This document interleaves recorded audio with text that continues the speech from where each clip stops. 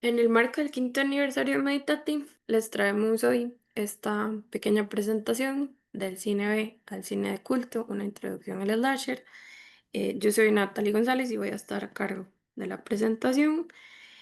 Que acá lo que vamos a ver es una introducción, como dice el título, al slasher, pero en clave histórica. ¿Verdad? Vamos a ver cómo es que surge, cuál es la relación con esta idea del cine de clase B y cómo llegamos a lo que hoy podríamos pensar como cine de culto con las grandes sagas del slasher, ¿no?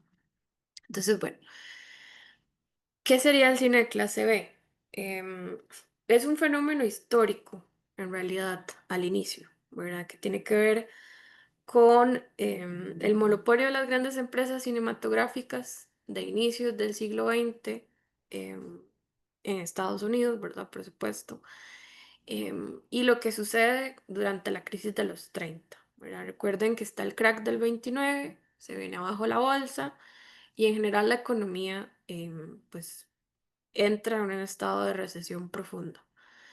En el caso del cine, esto pues afectó muchísimo la producción, la capacidad de generar presupuestos, pero pensando también en términos de distribución, afectó muchísimo la capacidad de la gente de poder pagar el boleto e ir al cine a ver la película, ¿no? Entonces estas grandes empresas que además tenemos que tener presente en ese momento lo controlan todo, la distribución, los derechos de autor, absolutamente todo, ¿verdad? Tienen un monopolio muy cerrado en ese momento. Entonces, son ellas mismas las que generan una especie como de subempresa, es decir, generan una especie de productora dentro de su empresa de producción que se dedica a producir películas de menor presupuesto de las que se producían normalmente y generan esta idea del cine de clase B, que hoy llamamos nada más cine B, ¿no? A veces. Em, Ahora, ¿cómo se diferencian dentro de este proceso histórico? A lo que se le llamaba cine de clase A eran las películas que seguían cumpliendo, digamos, como con los estándares normales de una producción cinematográfica. Presupuestos altos, grandes estrellas, grandes directores, distribución muy publicitada, giras, ¿verdad? Como pasa ahorita. Voy a usar justamente el ejemplo de Frankenstein, ¿verdad? Ahorita que está sucediendo, que hay giras por el mundo, hay proyecciones en diferentes lugares, el director y los actores andan dando entrevistas, publicitando la película. em, y hay pues eventos exclusivos asociados, ¿no? Todo eso que hoy se sigue utilizando es lo que se conoce como cine de clase A, porque tiene un presupuesto, digamos, alto asociado. En el caso del cine B, lo que se hace entonces es bajar el presupuesto de producción para las películas y además de esto eliminar la publicidad. Entonces eran películas que pasaban directamente al cine, ¿verdad? Es decir, la gente para saber que esa película existía se daba cuenta hasta que llegaba al cine y se topaba con que podía ver esta película también. Porque a lo que voy no es que en este momento pues la publicidad se hace en radio, en periódicos, y así la gente se da cuenta de que puede ir a ver. Nosotros ahora tal vez es más en redes sociales, ¿no? Pero seguimos teniendo el mismo principio de que vemos los anuncios. El cine de clase B no tiene anuncios, ¿verdad? Es algo que uno se topa cuando llega al cine a ver qué hay. Y además se genera esta idea de la proyección doble, ¿verdad? Que por eso también es que se habla de un tipo A y un tipo B. Porque lo que se hacía era que primero se proyectaba la película que se había publicitado y luego, en una proyección doble, la gente podía ver esta otra película de menor costo, que además muchas veces empieza a introducir actores nuevos, directores nuevos, ¿verdad? Que eso también es importante para lo que vamos a ver después del slasher, que no son tan conocidos y que así es como la gente pues empieza a consumir estas películas, ¿verdad? Que tal vez no son tan llamativas o que no iría a ver porque no son gente conocida. Em, Estas proyecciones dobles también tenían una particularidad económica muy, muy interesante, que era que primero se hacía la figura del estreno, que eso todavía existe, ¿no? Se estrenaba la película, el boleto tenía un costo que iba disminuyendo conforme se alejaban de la fecha de estreno. Y esto hacía que la gente obtuviera, por así decirlo, un beneficio por ir a ver la película a pesar de no haber ido a verla el día del estreno. ¿Por qué? Porque podía seguir viendo dos películas por el precio de una, por decirlo así, ¿no? Y además de esto, cada vez era más barato el boleto. Entonces, la gente seguía llenando las salas de cine justamente porque había gente a la que le servía que el boleto fuera cada vez más barato, ¿no? Y esa fue una forma en la que mantuvieron a la industria, ¿verdad? La que siguieron generando dinero para seguir haciendo trabajos de cine. Otra cosa entonces que aparece con estas productoras menores, dentro de estas productoras grandes, es que se les empieza a dar más énfasis hacia géneros particulares, ¿verdad? Entonces empiezan a producir muchísimo el western o el cine de vaqueros, el cine de terror y la ciencia ficción. Al inicio algunas son cine de clase A y luego van a ir paulatinamente pasando directamente al cine de clase B. Y también van a empezar a experimentar con los públicos no canónicos. En esta época no existía la especificidad de los públicos que tenemos hoy y de las industrias para esos públicos. Es decir, por ejemplo, no había cine específicamente para niños o para adolescentes, ¿verdad? Sino que eso es algo que se empieza a gestar en esta época de los 30 y se consolida, incluso gracias al cine de clase B, en los años posteriores. Esta, por ejemplo, de Cat People, es una de las primeras pelis que se trabajó pensada directamente como cine de clase B, ¿verdad? Es decir, ya producida bajo la idea de que esto es cine bajo presupuesto, que va a llegar directamente al cine sin publicidad y que se va a proyectar después de una película de clase A. Em, y esto, pues es muy interesante porque vamos a ver que va a tener mucho impacto en la historia del cine. El cine de clase A, por supuesto que va a ser también historia, pero lo interesante del B es que, pues, también al ser una especie como de subcompañía que venía nada más a suplir una necesidad específica, no se le ponía tanta atención a lo que producía. Entonces también esta experimentación que les digo con los públicos se traslada a una experimentación más estética, visual, también más en cuanto a las guiones, a las tramas. Y entonces se vuelve un espacio de mucha innovación, si se quiere, poco a poco, ¿no?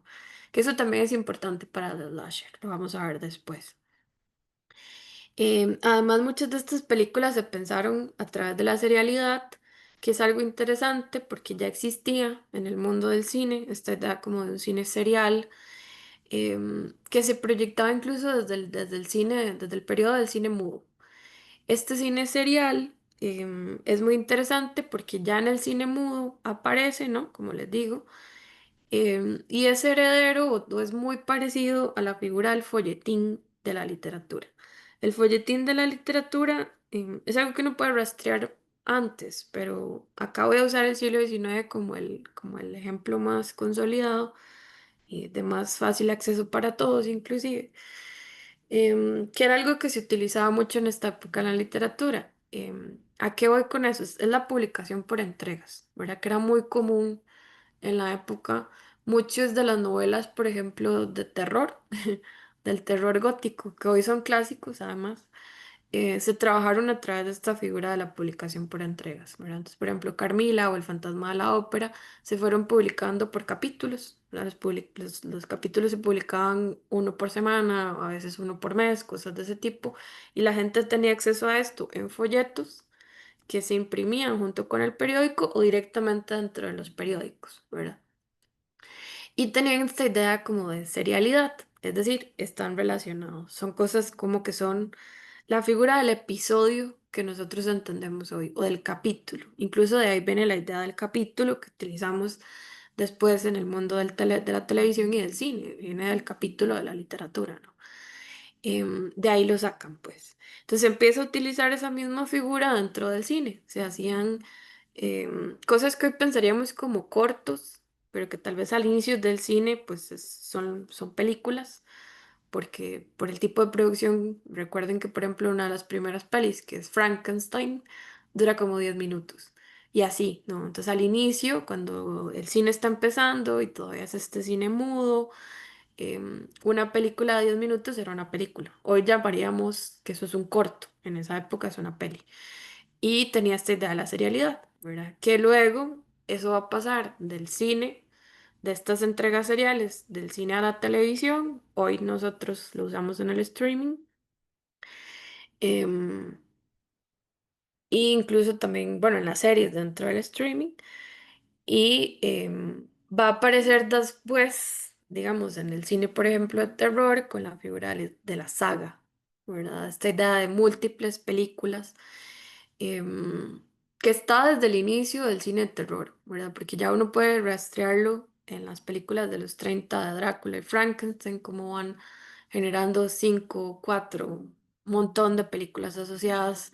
Y el slasher después lo va, si se quiere, entonces a retomar y lo va tal vez a consolidar porque es más clara esta idea como de una historia compartida, de una saga, ¿no? Que es como lo llamamos ahora, y no tanto una serie, pero bueno, está ahí.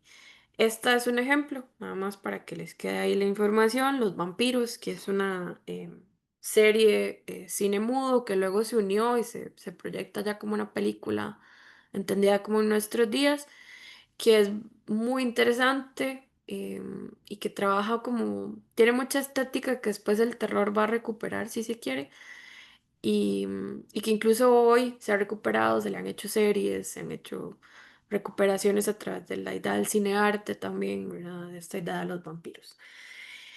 Y bueno, este cine serial también tenía la particularidad de que estaba muy enfocado hacia el terror, el western y la ciencia ficción. Y además acá, con esta figura ya en los 30 y en los 40 se empieza a experimentar con las caricaturas seriadas para niños, ¿verdad?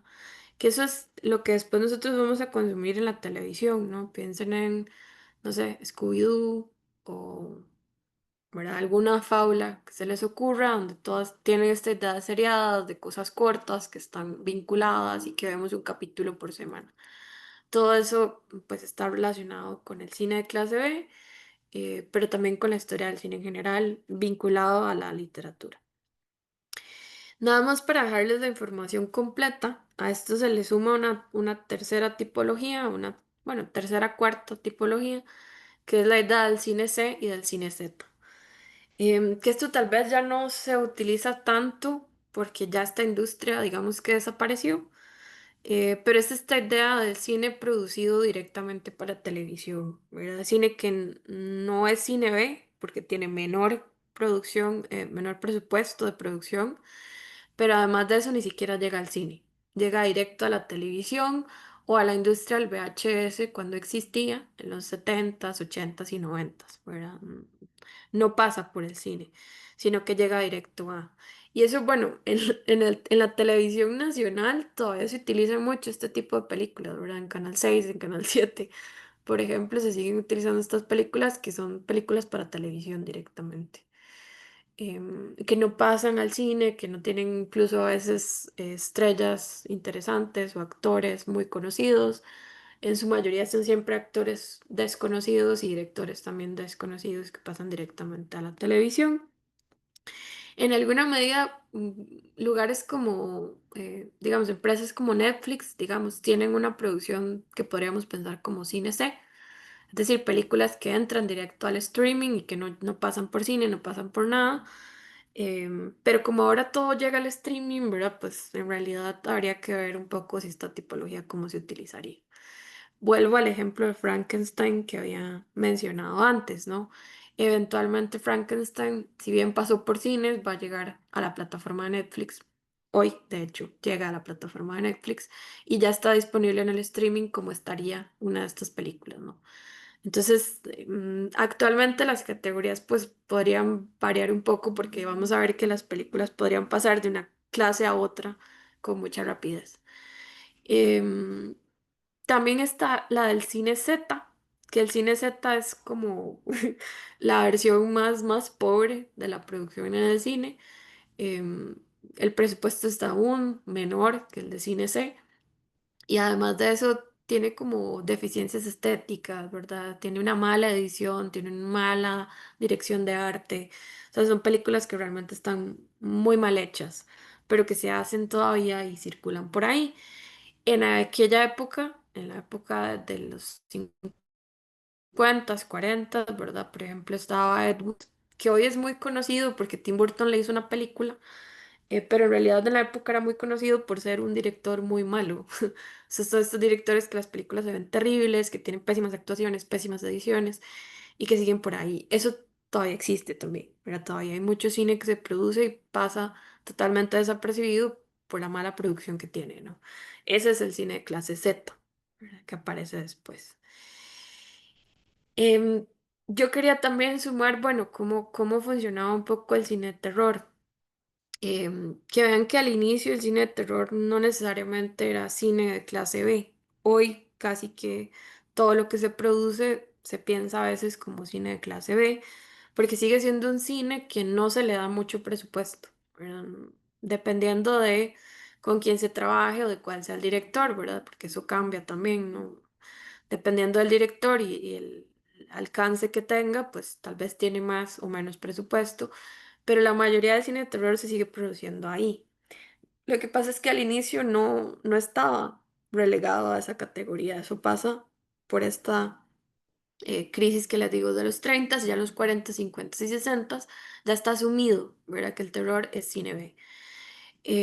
También hay que pensar como que es arriesgado, por ejemplo, invertir en escenografías, en maquillajes, en toda el armazón del arte que necesita el cine de terror.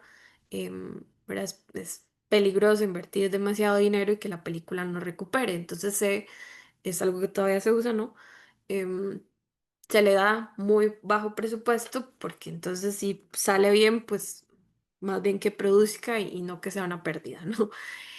Y paulatinamente, conforme pasemos el tiempo hacia los 50 y 60, em, particularmente también porque en Estados Unidos pasa una ley en 1948 que viene a restringir los monopolios que tenían estas grandes empresas cinematográficas, es decir, les viene a quitar poder sobre la distribución, más que todo, de las películas.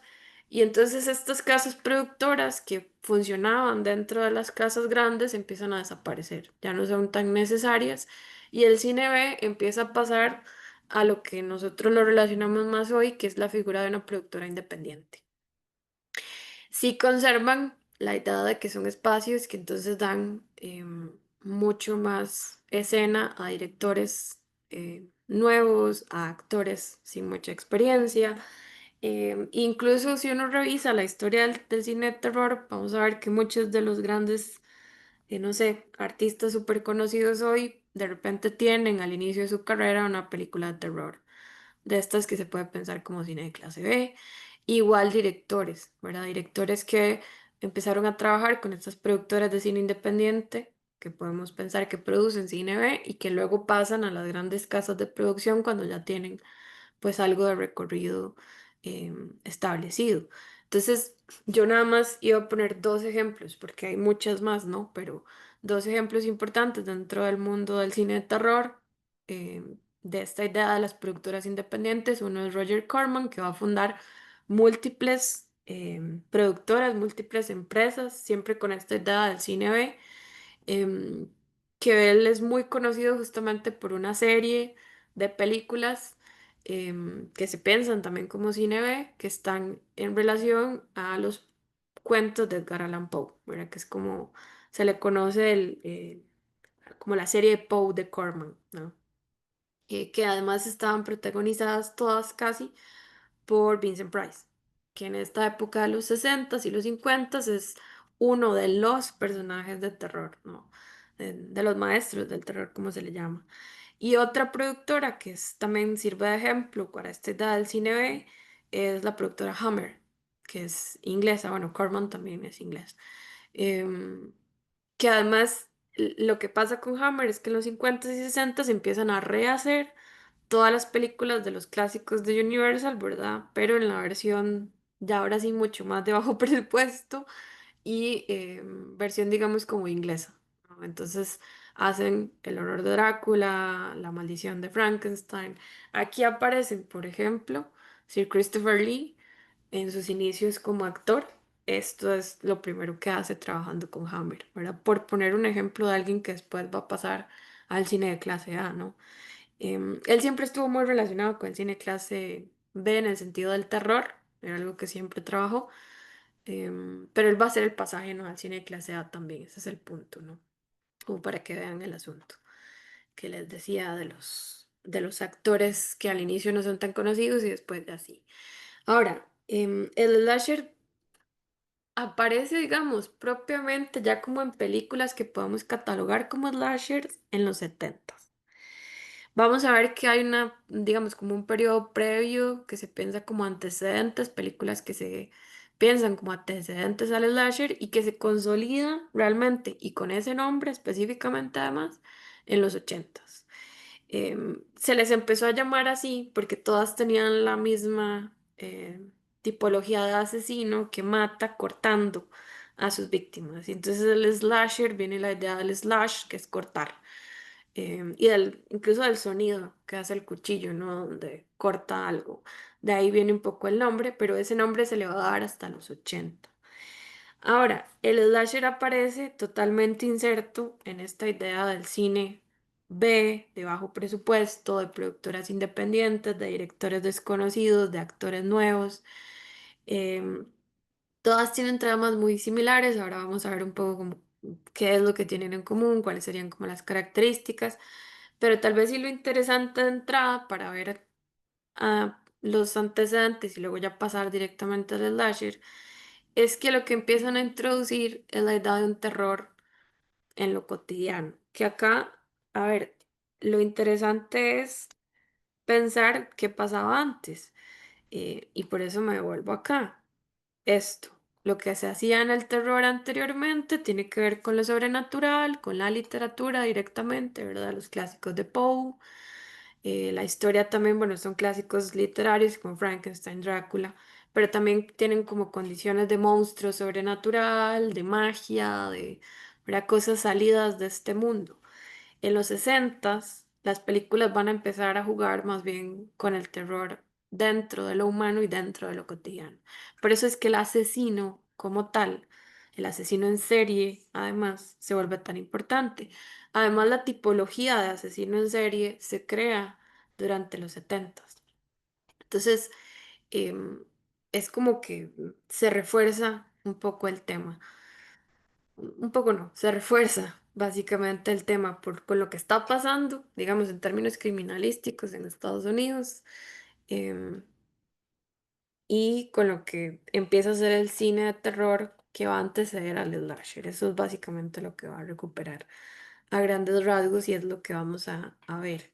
Ahora, veamos nada más unos antecedentes antes de hacer ese pasaje directo al revisar el slasher.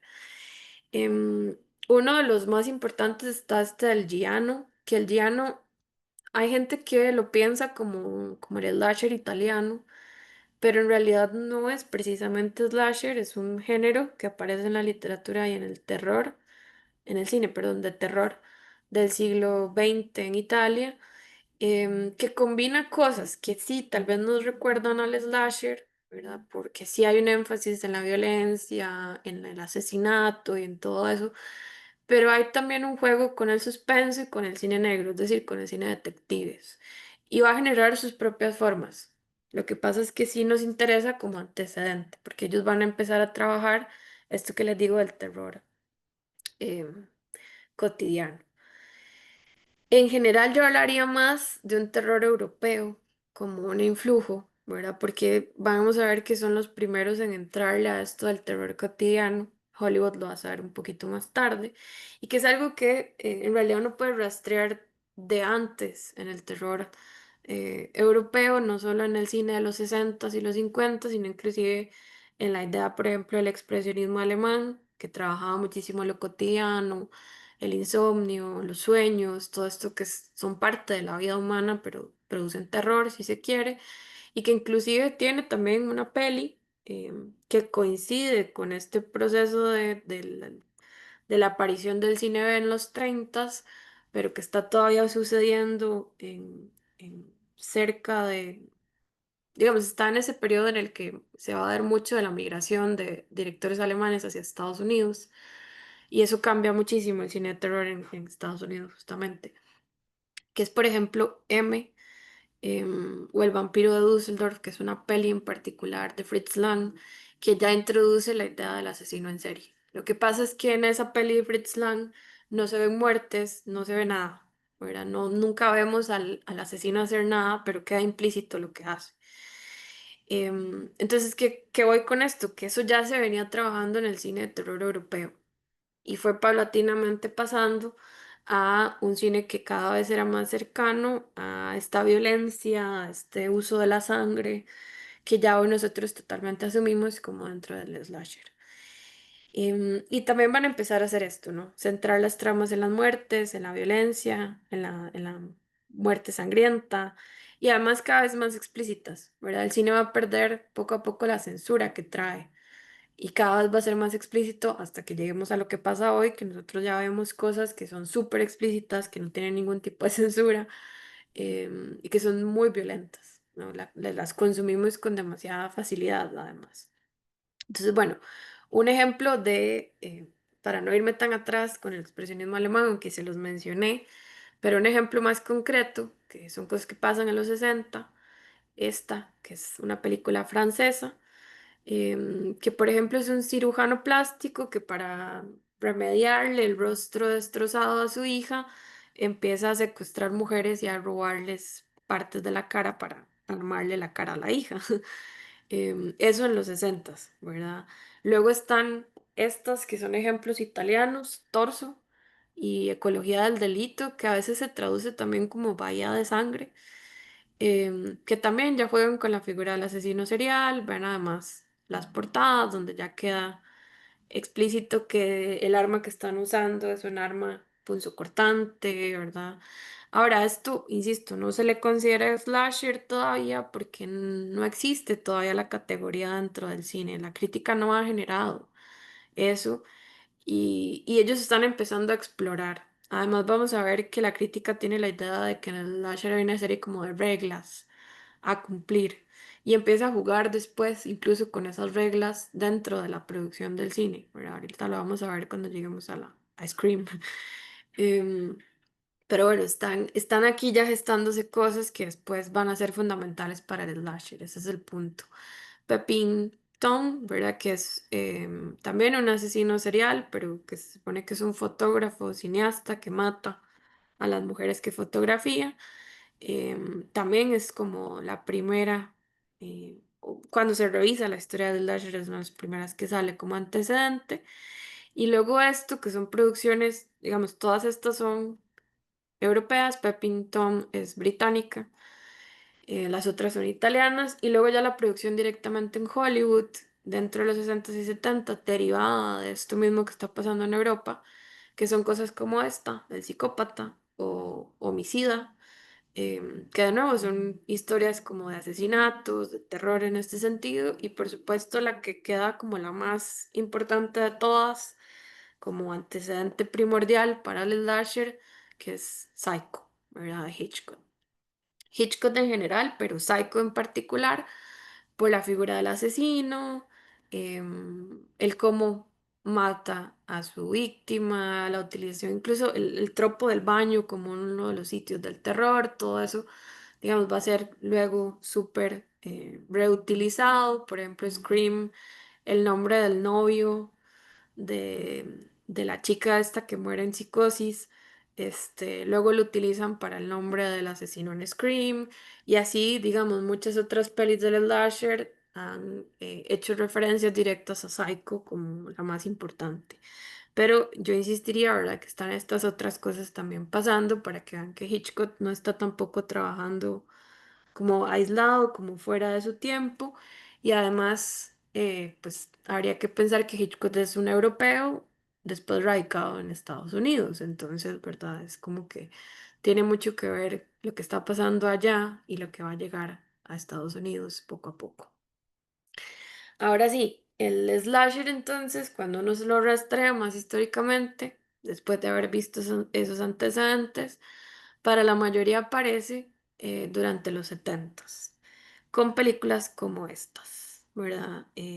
La Masacre de Texas, Black Christmas, Alice, soy Alice y bueno, Stranger Calls. Hay muchas otras más, ¿verdad? Porque es en esta época donde se va a poner como más de moda y van a seguir apareciendo muchísimas.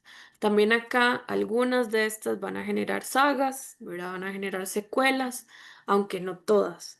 Que eso también es una de las dificultades tal vez de trabajar en slasher, que son producciones tan amplias que pues revisarlo absolutamente todo tal vez no es imposible, pero sí requiere muchísimo tiempo, ¿verdad? Porque van a empezar a producirse masivamente, porque resulta que es una fórmula que a la gente le va a gustar mucho y que además se volvió rentable en el sentido de que eran películas a las que se les dedicaba muy bajo presupuesto y que probaban a ver qué pasaba con la distribución y si producían o no producían mucho dinero. Pero digamos, pasa con la masacre de Texas, ¿verdad? Que el presupuesto es mínimo y luego produce millones de dólares. Igual vamos a ver, como por ejemplo, con Halloween y otras de las sagas y algunas de estas, ¿no? En general, el presupuesto es muy bajo y después lo que entra es mucho, ¿verdad? Porque a la gente le gusta mucho la fórmula. Y empieza a gestarse en los setentas y a aparecer con estas películas que esto ya además se piensan como clásicos de la slasher, pero es hasta los 80 como les había dicho antes, que se consolida ya como un género, ¿verdad? Que tiene reglas, que tiene características específicas, que vamos a ver que casi todas las películas cumplen con esas características. Acá en los 70 lo que pasa es entonces que es como un periodo de gestación, ¿verdad? Está desarrollándose poco a poco, están estableciéndose cuáles son las reglas, qué es lo que se hace, ¿no? Y por qué lo llamamos slasher. Y es en los 80 entonces cuando aparecen ya o se consolidan muchas de las grandes sagas, porque vamos a ver que en algunos casos, perdón, muchas de estas películas, ¿verdad? Se gestan, la primera aparece en los 70, pero se consolida una idea de saga y se consolida el personaje y se consolida la importancia de estas pelis en los 80. ¿Verdad? Y que por eso es que algunas de estas, por ejemplo, las podemos ver como cronológicamente, la primera en los setentas y las otras en los ochentas. Y vamos a ver que esto es repetitivo en el slasher, porque pasa en los 90 pasa todavía actualmente. Pensemos en Scream, por ejemplo, u otras de los slasher que han decidido rehacer una y otra vez, o que le siguen sacando partes a la saga, ¿verdad? Después de los 80 que vienen como a reafirmar eso que se gestó entre los 70 y los 80. Entonces, como características generales, hay más, ¿verdad? Pero yo voy a centrarme en estas, que es esta idea como de utilizar un suburbio o un lugar rural de Estados Unidos como escenario. En general lo que se usa mucho es la idea del espacio pequeño, ¿verdad? También, por ejemplo, estos que suceden como en una sola casa o en un solo hospital como escenario, ¿verdad? O sea, el espacio es pequeño, el, el asesino se mueve a pie, no tiene como que moverse demasiado de un lado a otro, sino que rápidamente se moviliza de un lugar a otro. Las víctimas son en su mayoría jóvenes, adolescentes, ¿verdad? Que están rompiendo convenciones sociales y esto es interesante porque parece que la mayoría de los asesinos del slasher son como detectores de moralidad, ¿verdad? Están ahí vigilando qué está haciendo la gente y castigando en función de lo que hacen. Y también acá lo interesante es que el adulto aparece como un adulto que no aporta nada. Es un adulto que no se entera de lo que pasa, que no es realmente útil en ningún sentido y que tampoco es una figura de protección para estos adolescentes. El asesino por lo general tiene un trágico pasado, ¿verdad? Y eso es lo que lo pone en su calidad de asesino.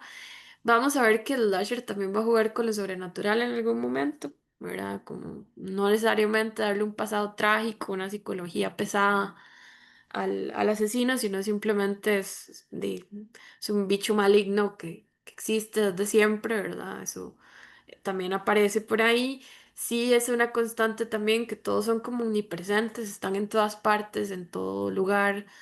No se sabe cómo aparecen, no se sabe cómo se mueven de un lugar a otro, no lo vemos fuera del escenario del asesinato, del intento de asesinato.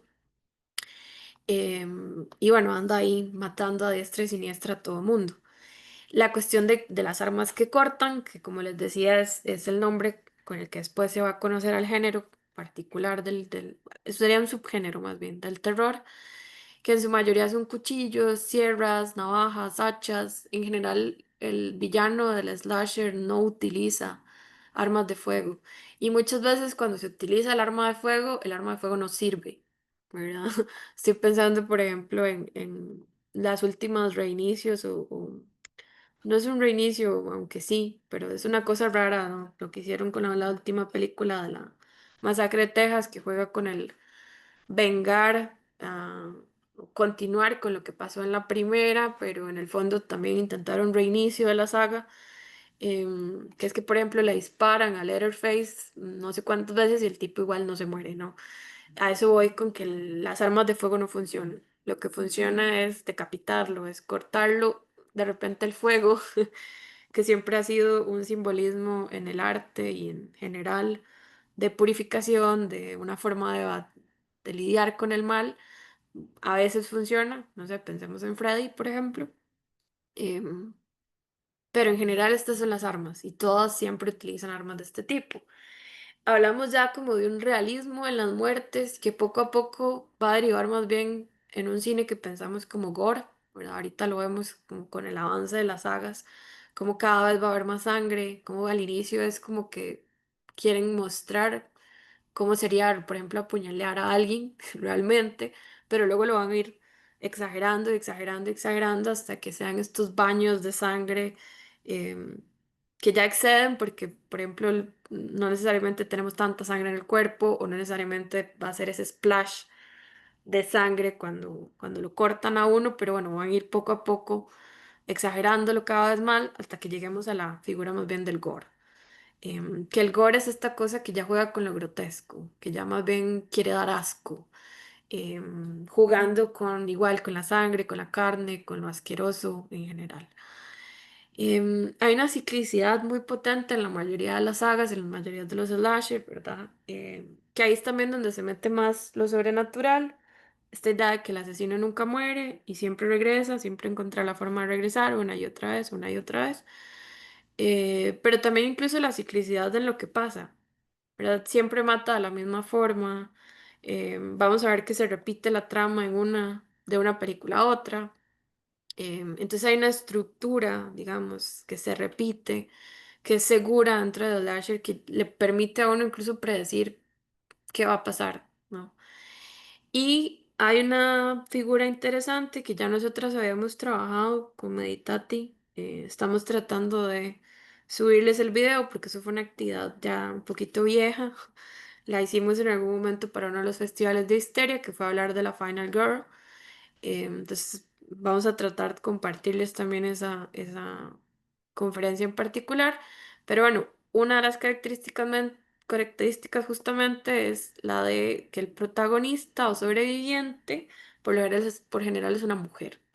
Y es una mujer que se convierte en una especie de mujer vengativa. O sea, es la única que puede derrotar al asesino o al villano, como lo quieran llamar, de la saga.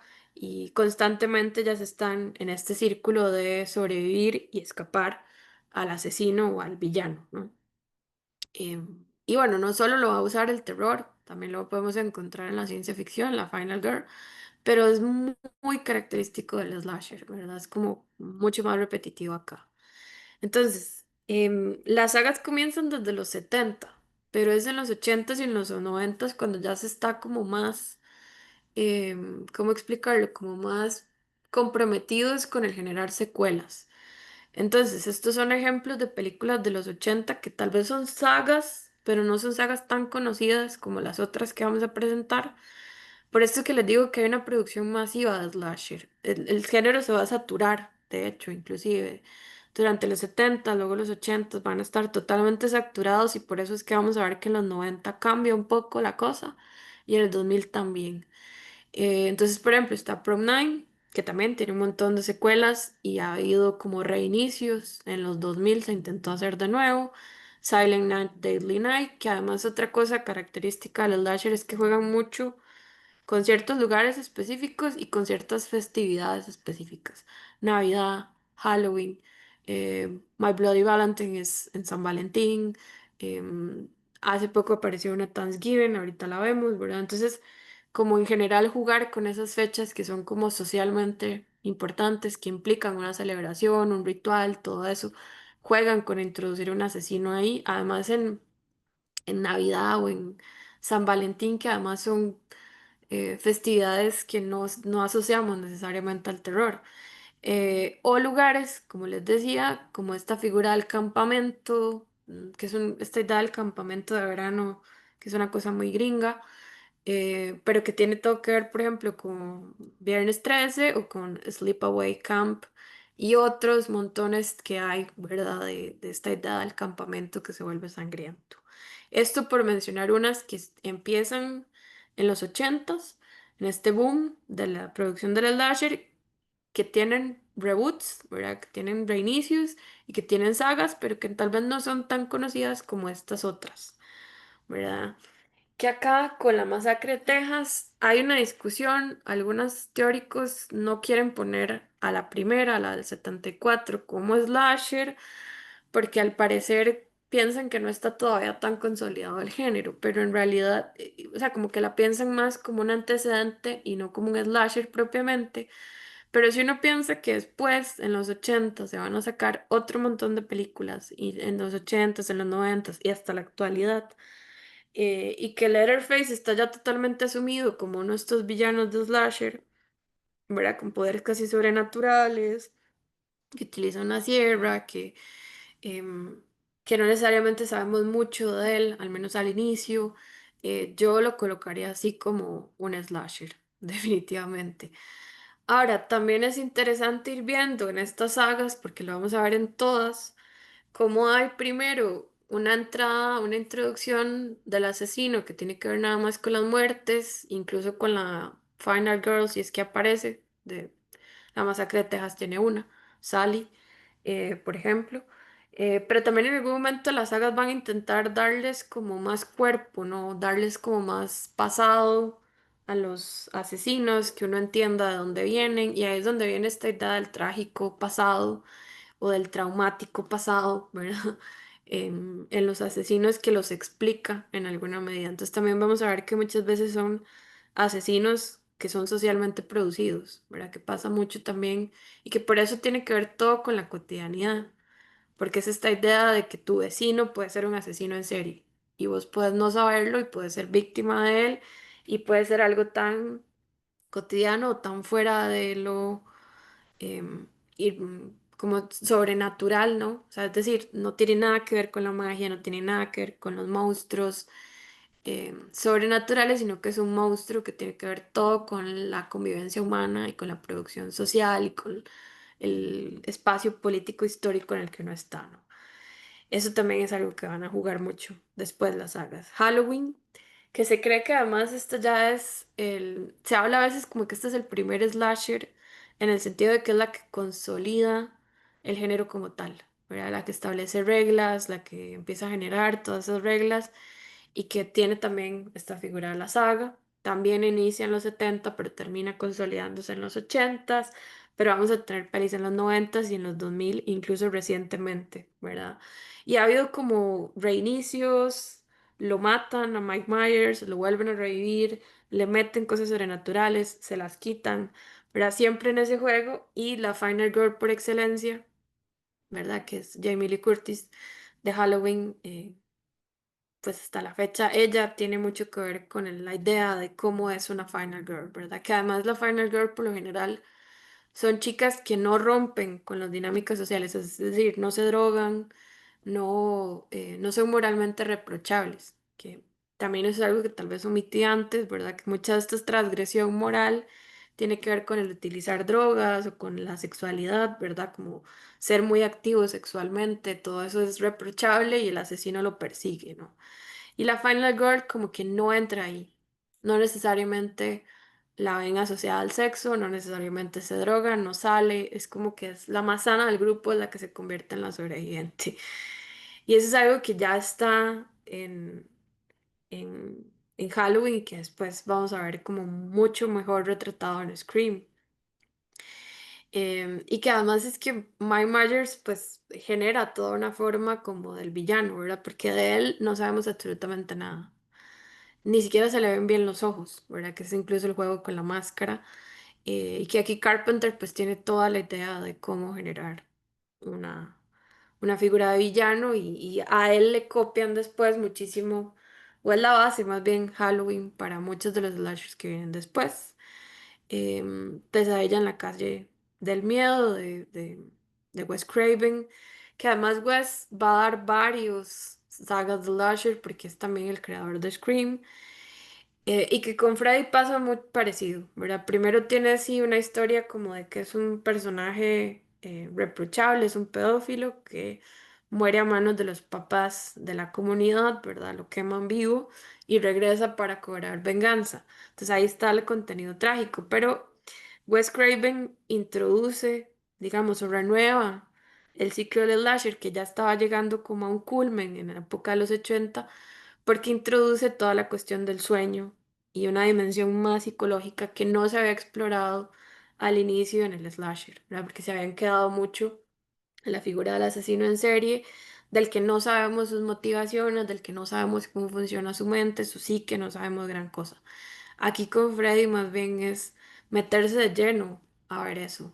Y aquí la idea de que uno puede, más bien no puede escapar del asesino ni siquiera en los sueños, ¿verdad? Y entonces abre toda una beta de trabajo que después otros slasher van también a, pues, explotar. Y también en el caso em, de Wes Craven New Nightmare, que creo que es no, la 6 es como la 7, ¿no? Bueno, es una de los de las episodios de la saga, juega ya con lo que después en los 90 se va a llamar Meta Slasher. Que eso también es muy interesante porque es como que estos directores empiezan a jugar con la teoría del cine, ¿verdad? Es decir, hacen análisis sobre la estructura de las películas dentro de la película. Están jugando constantemente con la idea de romper la cuarta pared y de hablarle directamente al público o de hablar entre los personajes como jugando con la realidad. Por ejemplo, en esta se supone que son los actores de la primera peli haciendo de ellos mismos jugando con la idea de que Freddy existe en el mundo real y que la forma de controlarlo es hacer películas. Entonces hay una cuestión que tiene que ver con lo meta, es decir, con lo que está de fondo en la película, que inicialmente es una cosa más simbólica, más del trabajo de la teoría del cine, que ellos empiezan aquí a trabajar y a llevar a otro nivel, que después él lo va a hacer todavía más explícito en Scream. Antes de llegar a los 90 eso sí, Viernes 13, perdón, em, que también es otra saga que empieza en los 70, sigue en los 80, ¿verdad? Y que existe hasta nuestros días con esta especie de asesino serial que es muy particular. Además, al inicio, Jason no es el asesino, es la mamá. Entonces también hay unos juegos ahí muy interesantes y si bien no es de las mejores, sí va a ser muy reutilizada. Es decir, muchas de las fórmulas que se van a usar en Viernes 13, otros slashers los van a copiar después. ¿Verdad? Entonces, en ese sentido es que aparece como importante, además de que es otro de estos asesinos súper conocidos, ¿no?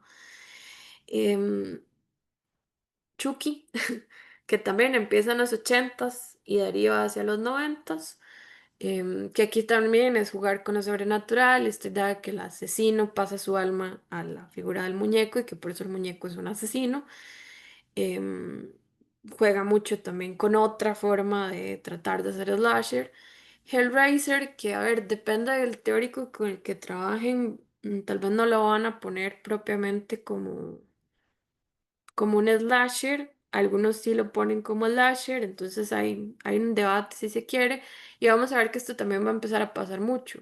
Películas que tienen características similares, que cumplen con ciertas cosas del villano, del asesino, de la forma de morir, el énfasis en las muertes, cosas de ese tipo, pero que no tal vez cumple con todas las figuras del slasher y entonces no siempre se ponen. Yo acá la pongo porque es otra de las sagas que inicia en los 80 y que todavía está por ahí.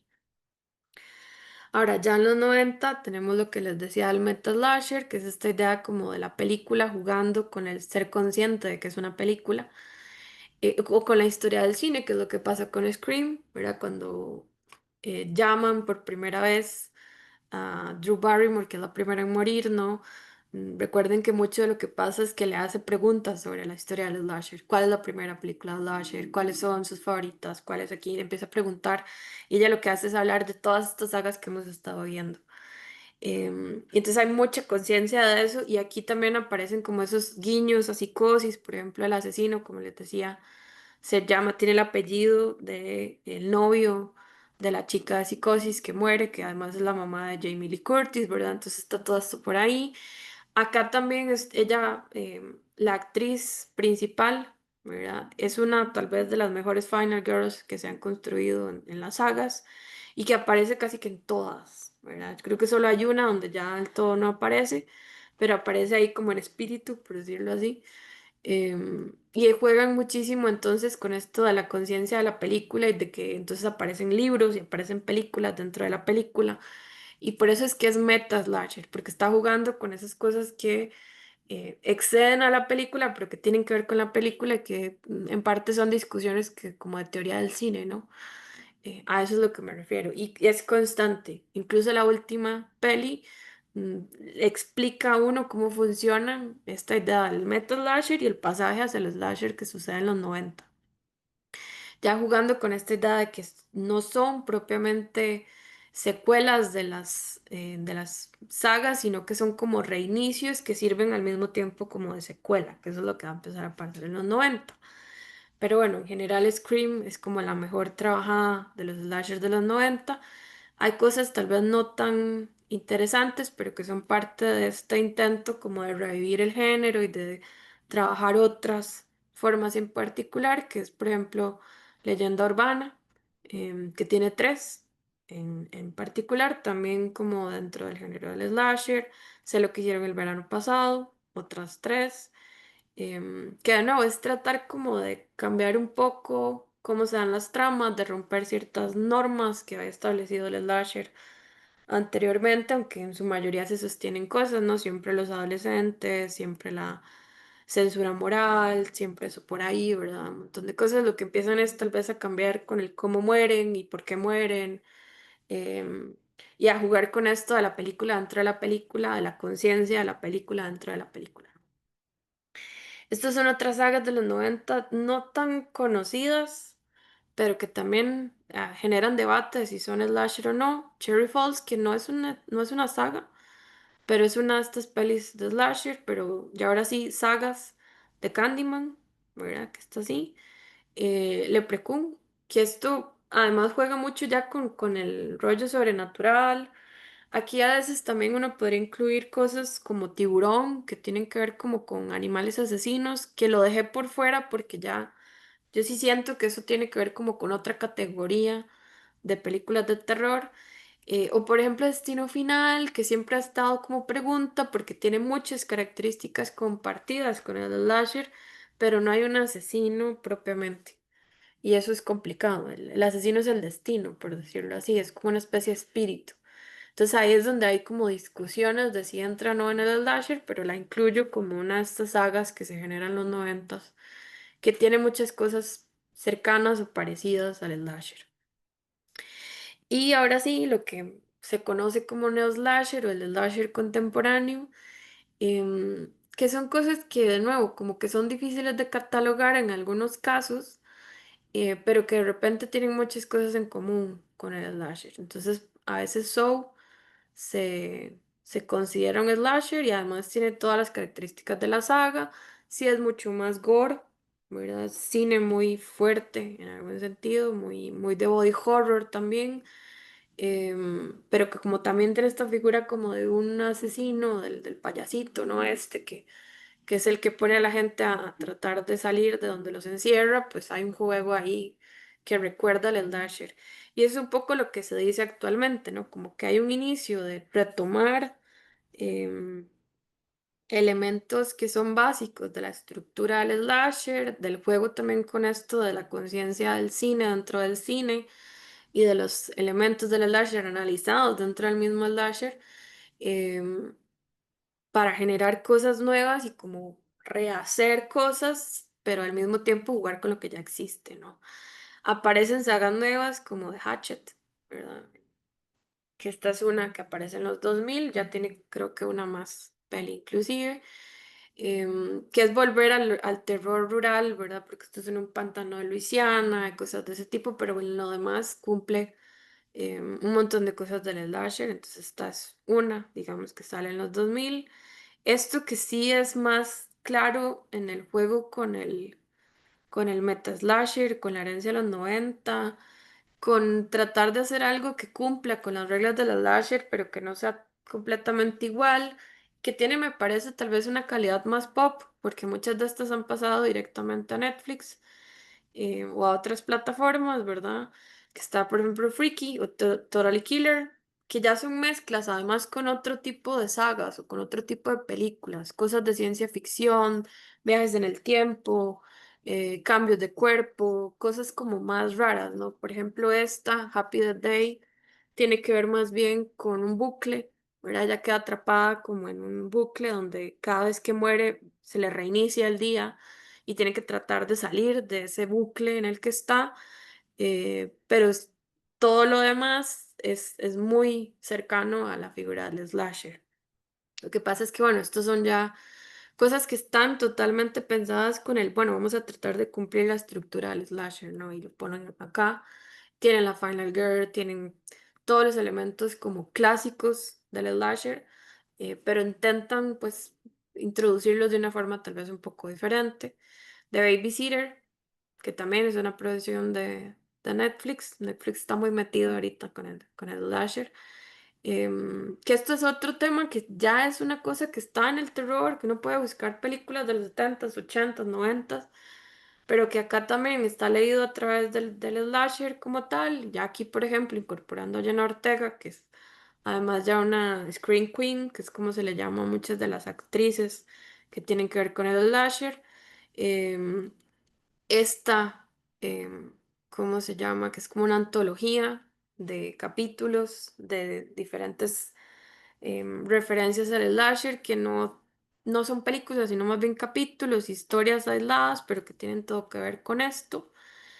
The Fear Street, que ya sí es como una saga, ¿no? Tiene tres partes. Esto está basado en libros de terror, que son libros además escritos también con una estructura muy cercana al slasher, como si el slasher pasara del cine a la literatura, y acá retorna a la literatura, que recuperan un montón de cosas, además combinan, ¿no? Aquí introducen, por ejemplo, la brujería, aquí introducen la idea del campo de verano, muy al estilo de Viernes 13, acá, no sé, más bien la masacre de adolescentes al estilo de Prom Queen, ¿verdad? O de Prom Night, introducirlo ahí como en el espacio de la escuela, de la secundaria de Estados Unidos y esas cosas.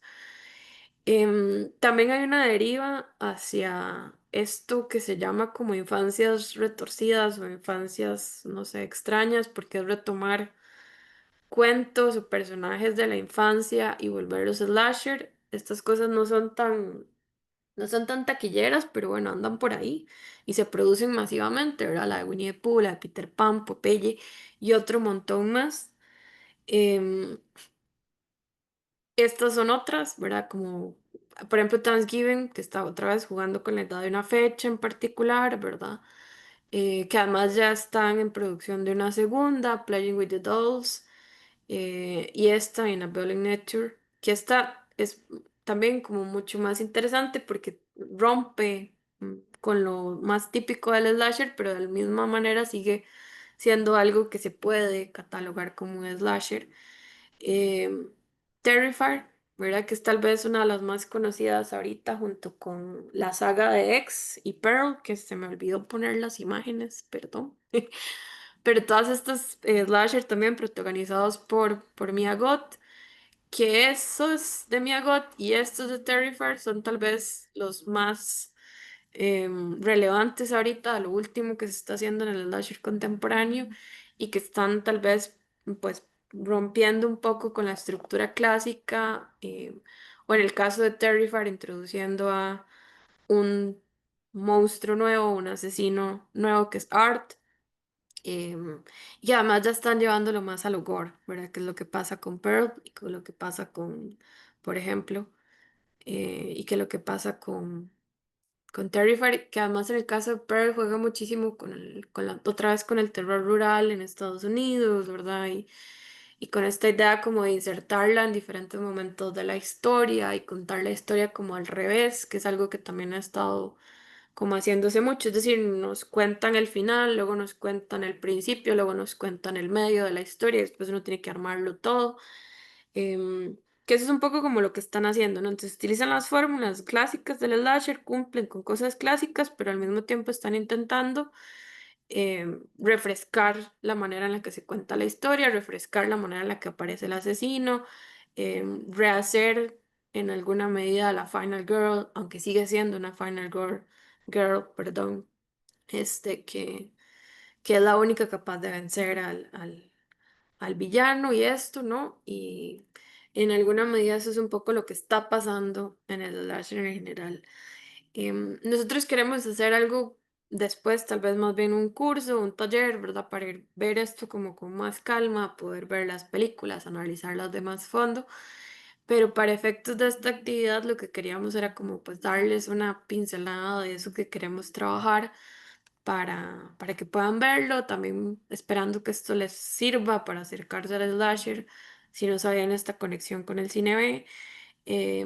Y en parte porque se ha convertido en cine de culto, porque se terminó montando el slasher como una idea de franquicia, que si bien tiene toda una dimensión económica, ¿verdad? Importante, también tiene mucho de fondo que ha generado fans muy fieles, por decirlo de alguna forma, y es muy curioso el fenómeno de slasher porque pasa mucho como que aunque la peli no guste o no sea buena, a la hora de que la crítica la revisa, igual la gente la va a ver al cine, ¿verdad? Y en alguna medida entonces la saga se sigue sosteniendo, ya no hablamos nada más de una saga, sino de una franquicia, porque sacan entonces series, sacan cosas derivadas, sacan un montón de otras cosas que tienen que ver con eso, o con el slasher como tal, y pues se sigue sosteniendo esta especie de subgénero del terror hasta nuestros días, ¿no?